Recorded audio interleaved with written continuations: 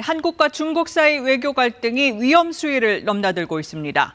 싱하이밍 주한 중국 대사가 우리 정부를 비판한 발언이 불씨가 된 뒤에 오늘은 윤석열 대통령이 나서서 싱 대사 발언이 부적절했다고 지적한 걸로 전해졌습니다.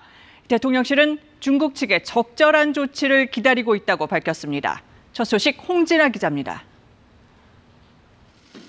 최근 싱하이밍 주한 중국 대사의 발언에 대해 윤석열 대통령이 부적절했다고 언급했습니다.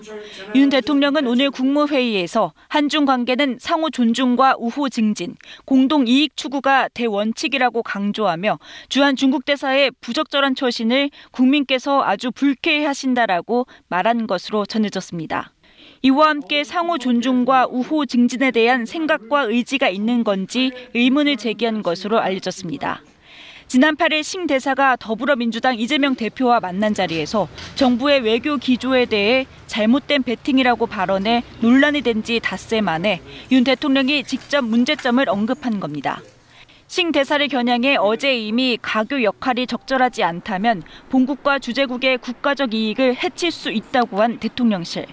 오늘은 한중 무역관계 설명 논리가 사실관계와 맞지 않았고 비엔나 협약 정신에 따라 우호적 관계를 만들어가야 하는 외교관으로서 어긋난 점이 있다고 조목조목 비판했습니다. 대통령실 관계자는 중국 측이 이 문제를 숙고해보고 우리에게 적절한 조치를 해줄 것을 기다리는 상황이라고 밝혔습니다. 국민의힘은 싱 대사를 외교적 기피 인물로 지정해 추방해야 한다고 재차 주장했고 민주당 내부에서도 이재명 대표가 싱 대사의 논란 발언 때 그 자리에서 문제점을 지적했어야 한다는 비판이 나왔습니다. KBS 뉴스 홍진아입니다. 네, 보신 것처럼 대통령실은 싱하이밍 대사의 후속 조치를 하라고 압박했지만 중국 측은 즉답을 피하면서 사실상 거부했습니다. 대신에 싱 대사가 울릉도 리조트에 무료로 묵었다는 등의 한국 언론 보도를 놓고 인신공격이라면서 유감의 뜻을 밝혔습니다. 중국 쪽 반응은 베이징 조성원 특파원이 전해드립니다. 중국 정부는 한국이 싱 대사에 대한 적절한 조치를 요구한 것과 대사 개인을 겨냥한 한국 언론 보도 모두 주목한다고 밝혔습니다. 싱 대사가 부인과 함께 울릉도 리조트 무료 숙박을 제공받았다는 의혹 등의 보도를 겨냥한 겁니다. 也注意到韩国部分媒体针对辛海明大使个人进行与事实不符，甚至人身攻击式的报道，对此感到遗憾。 싱 대사가 한국 측 인사와 만난 건 직무일 뿐이란 기존 입장을 재확인하면서 크게 부각할 화제가 돼선 안 된다고도 주장했습니다. 적절한 조치 요구에 중국 측이 즉답을 피한 건 일단 싱 대사에 대한 소환이나 교체 의사는 없다는 간접적 의사 표현으로 풀이됩니다.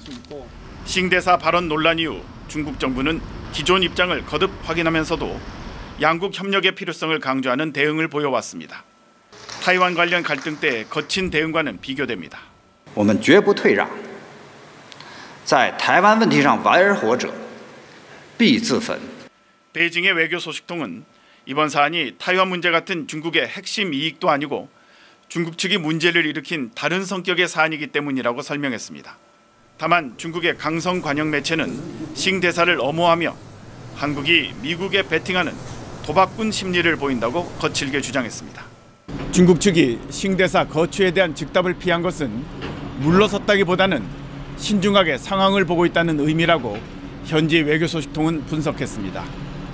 베이징에서 KBS 뉴스 조성원입니다. 네, 외교부 취재 기자와 이 문제 좀 더 짚어보겠습니다. 김지선 기자, 네. 우리 정부의 외교 정책을 거칠게 비난한 싱 대사 발언 이후에 두 나라 갈등이 연일 격해집니다. 그렇습니다. 우리 외교부가 지난 9일에 싱 대사를 초치해서 강력히 항의하자 중국 외교부도 정재호 주중 대사를 불러서 항의했습니다. 똑같이 주고받은 거죠. 네. 외교부 차원에서 엄중 경고를 한 만큼 더 나아가지는 않을 것으로 예상이 됐는데 어제에 이어서 오늘은 윤 대통령 입장까지 나오면서 갈등이 더 높아지는 상황입니다. 네. 특히 불쾌하다는 표현까지 나왔는데 비판 여론이 높은 점 등이 고려된 것으로 보입니다. 여당에서는 싱 대사를 추방해야 한다 이런 얘기까지 나옵니다. 이게 실제 가능한 건가요? 외교 관계에 관한 비엔나 협약에 따라서 우리 정부는 싱대사를 기피 인물로 지정해서 추방시킬 수 있습니다. 네. 그러나 정부는 현재로선 그런 방안을 검토한 적이 없다고 선을 긋고 있습니다. 우리가 싱대사를 출국을 시키면 중국도 똑같이 우리 대사를 맞추방할 것으로 예상되기 때문입니다. 네.